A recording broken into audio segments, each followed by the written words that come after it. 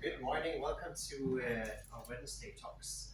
I signed up today because I got an idea and I wanted to share it with you. It could be relevant, maybe. So it's simply an illustration. I'll take you through the idea first, and then I'll show you how it can be shown. So I was dealing with these high-entropy alloys, and I had these four-dimensional data sets. So when you have 5 metals, you deal with a four-dimensional composition space. It's a four-dimensional simplex set. And I thought, how can I visualize this? I want to know something about how things are correlated in this space, how far points are apart in this space. And it's all very easy to visualize in 3D. Let me illustrate. When you have 4 elements, you can plot your composition space in a tetrahedron. So that's a regular simplex. And so each vertex here is a metal in your high-entropy alloy. There could be gold, there could be silver, there could be palladium, and there could be platinum here. And each point, or any composition you can imagine, composed of these 4 elements, is a point inside this tetrahedron. In 3D, it's very easy to get a sense of the length between the points and how they're correlated. You can imagine coloring these according to their catalytic activity. A point could be black if it's very active, and it could be blue if it's not. So you can sort of visualize your activity function in a landscape like this. In 4D, it gets a little more complicated because you add another vertex to this one symbol. And then you need another dimension. So there's no need to plot a 4 simplex, but one projection is this pentagon, and that's all nice, but it's just a projection. It's not so easy to tell the distance from these 2 points because it's a projection. They could be very far apart even though they look like they're very close. So I thought, how can we go about this? And the thing is, you can apply time as the 4th dimension. So you can sort of imagine. Let me illustrate with this tetrahedron. So if you lived in a 2-dimensional world, the way you would plot a 3-dimensional object like this is simply to carve out planes in it.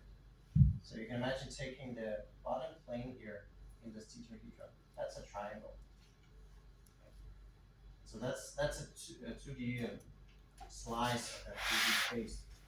And the bottom slice here is the one where the platinum content is 0. So that's a Turner alloy composed of silver, gold, and palladium. And you can sort of imagine if you were to depict an activity in this space, you would have a contour plot in this 2D plot. That we can understand. Now you can move through this tetrahedron simply by changing the amount of platinum within this Turner space. So you can move up this Turner plane a bit. You can imagine you moved it, say, 10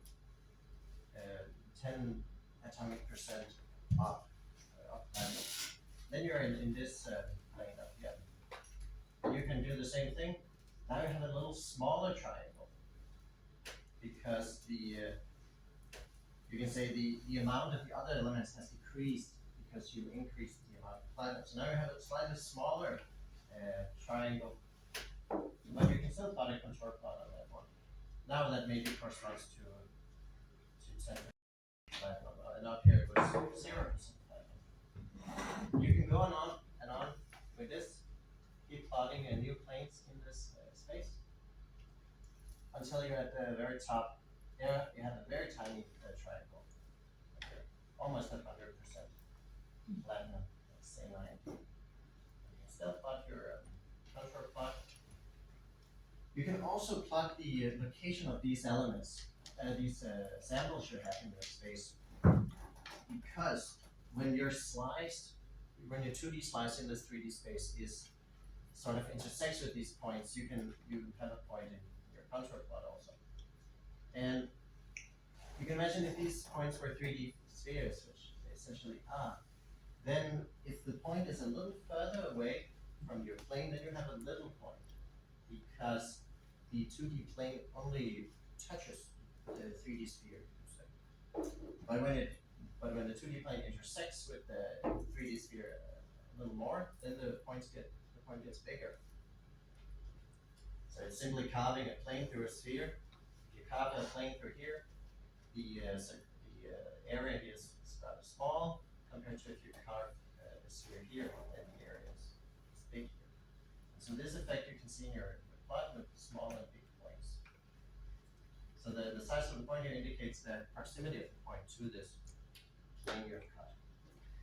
So that was the 3D analogy. Let me show you an example of that I have using Christian's animation techniques. So here's a little video showing how you can move this 2D plane up in this space, and you can see sometimes the points mapped onto this plane. So why are there 4 tetrahedrons here?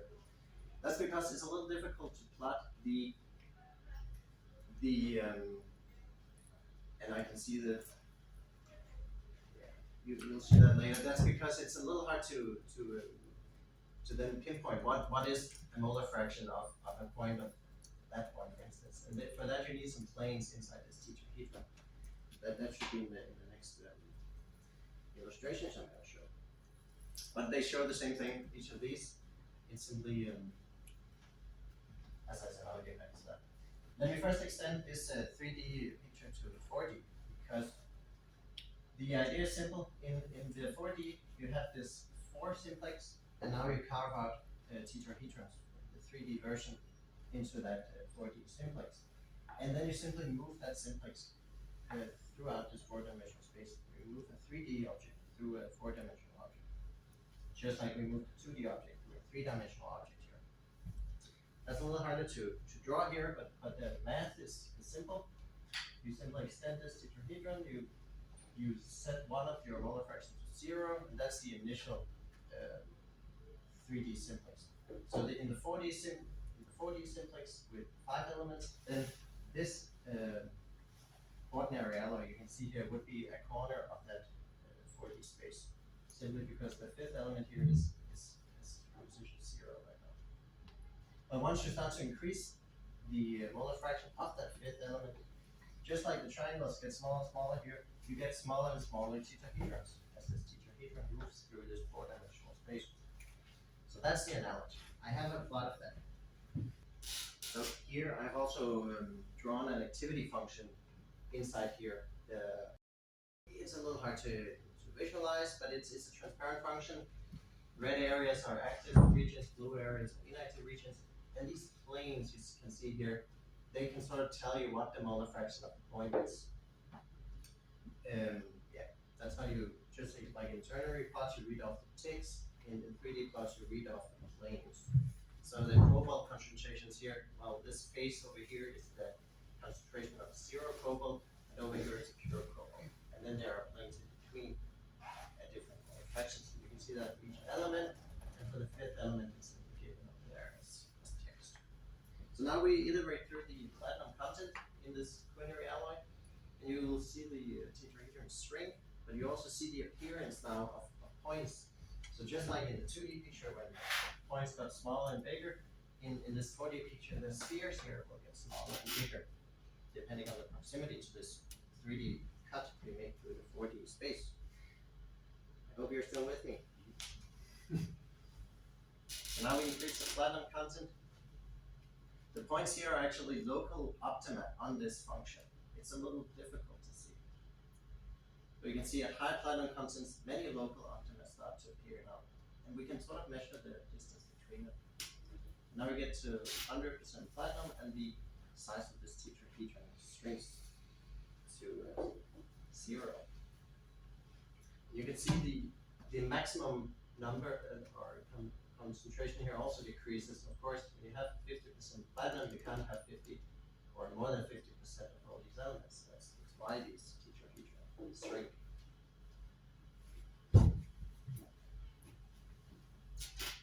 And that's the idea. Let me show you.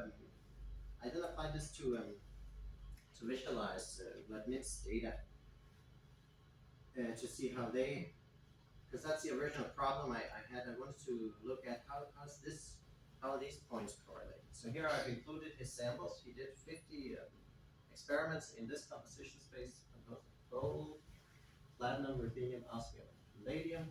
I plotted Kalaba over here. The red areas is high current, and transparent areas zero current. And then the function I've plotted, you'll see in a bit, is a simple interpolation between these points. The points are colored according to the activity as well. So we want to look for the red points. You'll see 50 experiments in this space. It's a little fast and all, but there was a region here was a very active experiment, for instance. And then you can sort of read off the composition at which that experiment was and how it compares to neighboring experiments. I'll just show that once more. So they're fairly dense, actually, very close to each other, these points.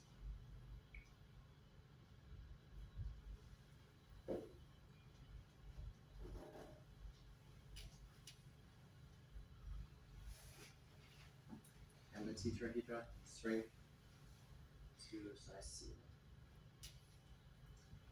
I think I'll stop the presentation here, but I'll take questions afterwards. Thank you.